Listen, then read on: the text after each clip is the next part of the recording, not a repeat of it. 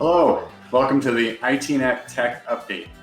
You may have heard the phrase single sign-on before, or you may even be using a single sign-on type service currently, either personally or through work. But how do they work and what are their pros and cons? Stay tuned and I'll be covering that a little bit more here on this live stream.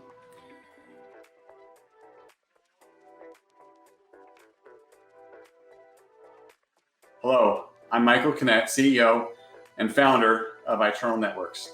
Every Friday at 1 o'clock Pacific time on our company Facebook, my personal LinkedIn, and our company Twitter, we go live to discuss the latest tech and cyberspace news that might be affecting your business.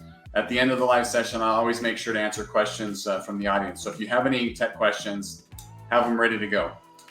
So today, I always like starting off a little bit talking about something in the news. And Samsung just disclosed that they had a data breach. There was a hack in July, and they just disclosed that there was some data that was stolen as part of this. So no credit card information or social security numbers, but the hackers, the criminals did get customer names, contact details, demographic information, birth dates, product registration details, etc. So, anytime something like this happens, if you're a customer of Samsung, be extra wary, right? Because these criminals now may have your contact information, right? Including your email address. And so be wary of any phishing type emails that come through that purport to be from Samsung, right? They may even say, hey, this device, registration is expired, your warranty's up, whatever. It may have detailed information about a product that you own from Samsung because now these criminals have those details. So just be extra wary on the lookout. It's also important to know this is actually the second breach that Samsung had this year. There was another one back in March that was potentially worse because a lot more data was stolen, including the source code for their Galaxy devices. So kind of a big deal back in March of this year, and it kind of makes you wonder what Samsung could do to step up their security. 2 breaches in 1 year. So hopefully they can get that fixed and improved. All right. On to today's topic, single sign-on. So what exactly is single sign-on? How does it work? Why should you care about it, right? So single sign-on allows you to use one application to sign in to other applications. So a single sign-on, or SSO as it's commonly referred to, there's many different types of applications that do this.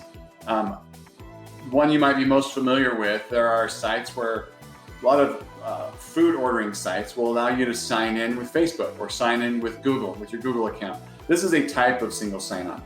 And so how it works is the site that you're trying to sign into, if single sign-on is enabled and turned on and configured, it knows where to go to look to confirm your identity. So if it's using Google or Facebook, right, that website you're trying to sign into is going to go, hey, Facebook, do you know who this is? And Facebook's going to respond, oh yeah, that's Michael Kinnett. His email address is this, right? And we've already verified who he is. Now, if you're not signed into Facebook, it's going to prompt you to sign into Facebook, and then Facebook's going to share just high-level information, nothing confidential or personal about it. It's just going to be sign-in details, right? Username, email address. That's probably all that they're going to share, and then some sort of encryption handshake information. And so that's how it works on kind of on the back end. And there's different types. There's SAML, SAML. That's one of the more common ones. There's Kerberos-based setups. There's smart card-based setups. There's different ways of integrating on the back end. But essentially, they all kind of do a similar thing, where it's this secure encrypted handshake communication that goes on between the authentication source, right, the single sign-on app, and the app or site that you're trying to sign into. And some of the popular single sign-ons, right, I mentioned Facebook, Google, etc. Those are known as social SSO, social single sign-on. You're using your social logins for that. In the business world, Microsoft Azure is a big one. And so many companies can set up to where you sign into Microsoft 365 for your email, for your communications, your document sharing, everything. Oh, and by the way, it'll now let you sign into all these other corporate apps because of that single sign-on that's integrated. That's how we have our documentation platform, our ticketing platform, all those. We log into Microsoft, and that gives us access to all these other third-party apps as well. So there's the advantages of single sign-on. Probably seem pretty obvious, right? It's a lot less logins to remember. You don't have to remember username and passwords. You just need to remember one, because you have a single sign-on to all of these different applications. Hence the name single sign-on. And it makes it less likely that you're going to forget your login and have to contact your support department and waiting like, oh, I can't work because I can't get in, because you only have that one credential, that one password to remember. So it's convenient, right, for that purpose. It also is a little bit more efficient, right? Because instead of having to sign in and out of applications, if you're already signed into one, you just click the link and you're taken right in, right? So it's not a huge time saving, but it adds up, right? So each of these sites and apps, instead of having to type in a username and password or have your password manager insert those, it's just going to automatically say, hey, is he already authenticated with Microsoft? Yep. Who is it? It's this person. Great. Here's your access, and it gets you in.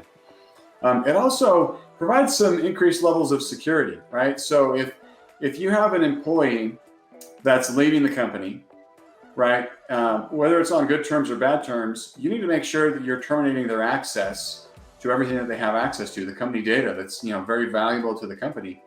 And so if you have single sign-on enabled, you disable one login, and that disables their access to all the other sites that are tied to that single sign-on. So there are definitely some advantages there.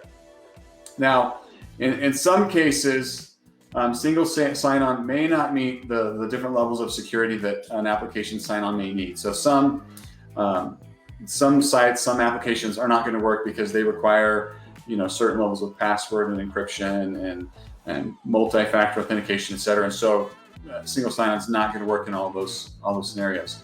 One of their downsides is if you forget your single sign-on password, now you can't access anything, right? So there's pros and cons to that, right? Because now you just remember one and you're in. Well, if you forget that one, you're locked out of everything. So that can also cause some delays. Hopefully, you can remember one password though, so to minimize that one. The other thing, because one login gets access to everything or more than one system, if your credentials are stolen or hacked, then that user could then gain access to all those other applications. So that's another downside, which is another reason why most SSO vendors require or highly recommend multi-factor authentication. So you log in, you verify through multi-factor authentication through an authenticator app, a text message, a phone call, whatever method they have set up as a secondary verification of who you are. That minimizes the risk of, if your credentials are stolen, somebody getting in, because they still have to have that multi-factor verification code. All right. There's a lot of different vendors out there. We use one called Passly. Like I said, we use Azure as well internally and for clients. LastPass, another organization that was hacked recently, they have some single sign-on features. Okta is probably the biggest one. In fact, a lot of large organizations use Okta, and some of the sites that you use might use Okta on the back end and you don't even realize it, to tie their different systems together. So those are some of the ones. There's lots of other single sign-on vendors out there that do various different types of single sign-on. Some are more compatible than others. So if you are going to be looking at implementing single sign-on, it's highly recommended you talk to a professional, right? Talk to somebody who understands single sign-on, how it integrates, and you need to take a look at what apps do we want to integrate, what apps do we have to integrate, like what's your needs versus your wants, what SSO protocols and standards do each of those apps and sites use, and then select a service that's going to allow you to work with most of those. All right, that's single sign-on. Hopefully I answered your questions that any of you may have had. If you're curious more about single sign-on or have specific questions, shoot me a direct message, respond in the comments below. Love to answer any of your questions about it. Single sign-on really is, if it's implemented properly, is amazing, and it can simplify your life and the life of your worker. So I highly, highly recommend it. All right. One other thing before we get to any questions, we do have an upcoming webinar. We had one here a week and a half or so ago. Went really well. We also had an in-person event, Fish and Fishing, at Sequest in Las Vegas, which was a lot of fun. If you didn't attend, you missed out. It was a good time. Maybe we can catch you on the next event. Coming up at the end of September, though, we do have another webinar that we're going to be hosting, and this one is we're calling it the remote in-office hybrid. Right? What works for your company? We're going to have a panel, a guest panel of a couple different business owners who are going to talk about their experiences with remote work, both personally and with their staff. And we're going to have just an open discussion. What are the challenges that face with it? What are some of the things that need to be implemented to be successful, right? Whether it's policies, whether it's hiring processes, et cetera. So we're going to be asking different questions to the panel and kind of just having a discussion and answering any questions of the audience as well. So it should be really good. We've been planning this one for a long time. Super excited for the guests that we have. More information to come on them. So it's going to be September 29th at 1 p.m. Pacific time. And so it's going to be great, right? I mean, the last 2 years, do I need to say anything else other than the last 2 years, right? It's been rough for a lot of people. And overnight, almost, many organizations had to go completely remote or mostly remote or hybrid remote. So everybody's got some level of experience, probably good and bad with this. And we're gonna hopefully root out the bad and figure out how we can have it good and have it be something that can stay for organizations to be successful moving on. So like I said, we'll be posting a registration in the comments below. Hopefully we see you on there. I'm excited about it. I think it's going to be a great topic and a great discussion. So, and those webinars, if I haven't said it before, they're 30 minutes. We used to do hour long, and we decided, you know what, let's just cut to the point of it, get the information out there, answer any questions, and then move on with our day. So 30 minutes. Hopefully you can take 30 minutes out of your time and join us, or register. If you can't attend, register. We'll send you a link and you can watch it whenever's convenient for you. So that's it. Looking at my feeds here, I don't see any comments on Facebook or LinkedIn. Twitter, unfortunately, I can't monitor the Twitter feed while I'm doing the live stream. So if you tweeted out something to me, a question or anything, I will get back to you once I'm wrapped up with this. As always, you can contact me by sending me a direct message, contacting us through our website, iTNet.works, or any of our social media here where you're already watching us. Thanks for your time. Hope you guys have a wonderful 3-day holiday, and we'll catch you next week.